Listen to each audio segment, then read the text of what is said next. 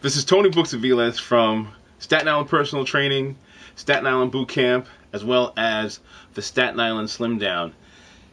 And I want to thank you for spending the next few minutes with me here. We are in week number 9. Week number 9.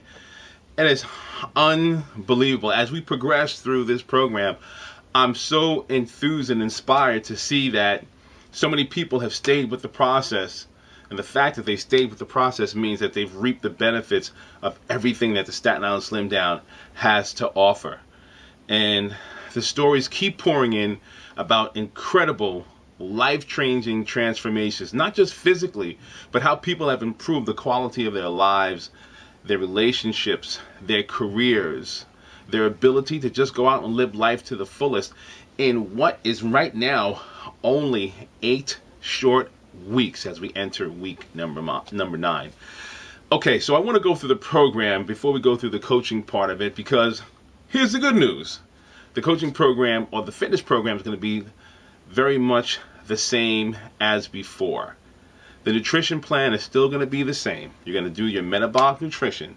You're going to take 1 day off, and on that day you can have ice cream, cake, whatever it is that you want to do in terms of food that's fun for you. People call it the free day, the cheat day. I call it the fun food day. You can still have that, but while maintaining the other days of the week, you're following your metabolic nutrition plan, which I'll repeat anyway.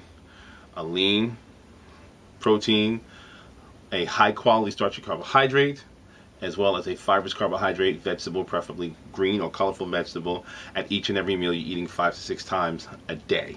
Now, I don't even have to repeat that, because at this point in time, that should be, I can't even say second nature, it should be your first choice since you've been following the program up to this point in time. Once again, for this week, we're going to be following that same carb rotation, which is 3 days where you're going to be rotating the starchy carbohydrates out of your nutrition plan. So on those days, all of your meals are going to be consisting of a lean protein and a fibrous carbohydrate, which again, green vegetable, colorful vegetable. All right, so in the beginning, that was probably a pretty difficult thing, but as you've gone through the process, you found that it's pretty manageable, and your body is able to deal with it quite easily, so that's not a problem. So that's going to stay the same. The exercise program will stay the same as well, except for the exercises where you're performing 12 repetitions, you're now going to increase those exercises to 15 repetitions. And the exercises that you were performing 24 repetitions on, you're going to be performing 30 repetitions. Okay, so the ones that were 12 repetitions are now 15. The ones that were 24 are now 30. And also on the exercises such as the lunges and the good mornings, where we were performing them without any external weight, you can now start adding external weight. So we're going to be intensifying it a little bit. So when you did the lunges without any dumbbells in your hands, now you can hold on to a pair of dumbbells as you perform the lunges. Or when you're performing the good mornings, you can hold a dumbbell or a weight plate against your chest, and you can perform the exercise using that. And that's an option. You don't have to, but if you feel like you're prepared to do that, you can do that, because at this point in time, your body may be acclimated to get to that point. And for the push-ups, if 15 push-ups is not enough to get you feeling like you're really working, you can perform those push-ups until what we would call volitional failure, until you cannot do anymore. You can do that, and you can also slow the push-up process down, so that way it forces your body to work a little bit more, and that's going to also help to yield you some results. So with the program out of the way, I really want to get to what today's topic is. Today's topic is gratitude. With that in mind, I also want to say to you, thank you, thank you, thank you. I can't express to you how your involvement in this program has affected me personally. Many people have come to me and said, I'm really inspired by your ability to get people together and the sacrifice that you've made to put this program together. And I must say, in reverse, thank you so much for being a part of it, because the program means nothing unless you have people that are participating in it and are getting great results. Now, I'm not sure if I told this story earlier in the program, but I want to say it again if I did, and pardon me if you heard this story before. There was one point in time, some years ago, when I was running to the ferry and I felt like, wow, I really didn't want to be running. There were so many things I didn't want to do. Hey, I'm an exercise guy, but some days you just don't feel like doing it.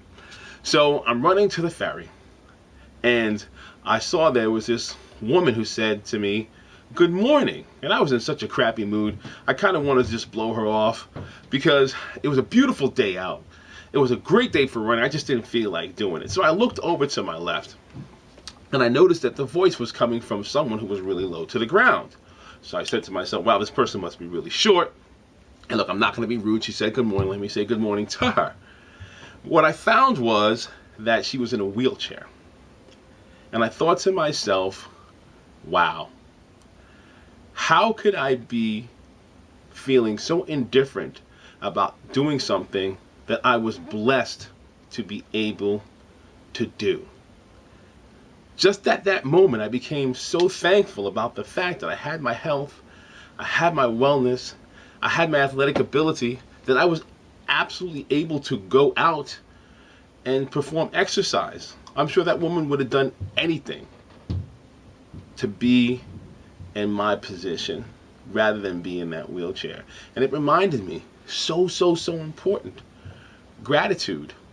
I just heard some news today about something in the paper that was just horrible that happened to someone's family. It's just one of those things that happens. And once again, I started thinking about, wow, a couple years ago, from the time I'm recording this, my son was in the hospital and ended up having something called bronchiolitis. He was in the emergency room.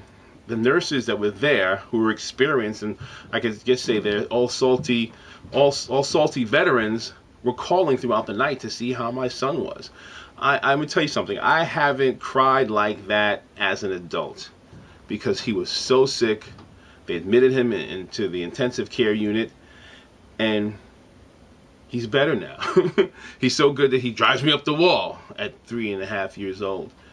And sometimes we have to have those experiences in order for us to be truly grateful for what we have. There's a game that's called Problems. And in this game called Problems, you get together with some people that you know well and you trust. And what happens is that you write down on an index card the problems that you have. Everybody goes into the bag and pulls out an index card. And if you pull out your own problem, you got to put back in because you got to get someone else's problem. Invariably, what happens is that you pull somebody else's problem out and you say, wow, I'd rather have mine back. So no matter how difficult things are, no matter how challenging things may be, there's still opportunity to be grateful. Listen, you may say, I haven't lost all the weight that I want. Well, hey, you did lose some weight, you made some improvements. My financial position is not the way it should be. Hey, but you're still around, you still have the opportunity. Well, I'm not in the kind of shape that I want to be. Hey, are you walking around? Do you still have the ability? Are you breathing? That means that you still have the opportunity to make those changes. Jim Rohn says, don't ask for things to be easier. Ask for you to become better. Don't ask for things to be easier. Ask for you to become better. And that's important. And that only stems from when you ask for things, or when you make a request, whether it be from whatever your spiritual background is, whatever you believe, ask for it with the bottom line of thanks. Nothing more important to say thank you for whatever you have. Because no matter how challenging things may be, I can guarantee you that there's someone else on this planet who would love to change places with you. Hey, your worst nightmare could be somebody else's dream life. So remember to operate from a standpoint of gratitude. And I've heard many of you reach out to both me and Dr. Becker to say thank you. And I want to say that on behalf of her, we appreciate it. We absolutely appreciate it. Because the extension of gratitude is like a river. It's like a ripple that ends up in the water. You throw a rock, it's like throwing a rock into the water. It creates a ripple, which inevitably, I believe at least, comes back to you. So I want to extend that to you by saying this. The best way that you can say thank you to us for all that you've received in this program thus far is by paying it forward. Pay it forward to someone. Help someone in need of assistance or inspiration. Speak nothing but power, positivity, possibility, purpose, and passion to anyone that you know that aspires to accomplish something. Not only will you inspire them, but you will continue to be inspired yourself, as your thanks and your gratitude towards us inspires us. So with that in mind, I once again want to use those two words I've been using throughout this presentation and say thank you. Remember to pay it forward. Remember to live your life and to extend gratitude. Best way to extend gratitude is by paying forward to someone else. And so I'll end this presentation in the same way that I end all of them, with those reoccurring, haunting words you've heard over and over again. Put your heart and soul in your goal.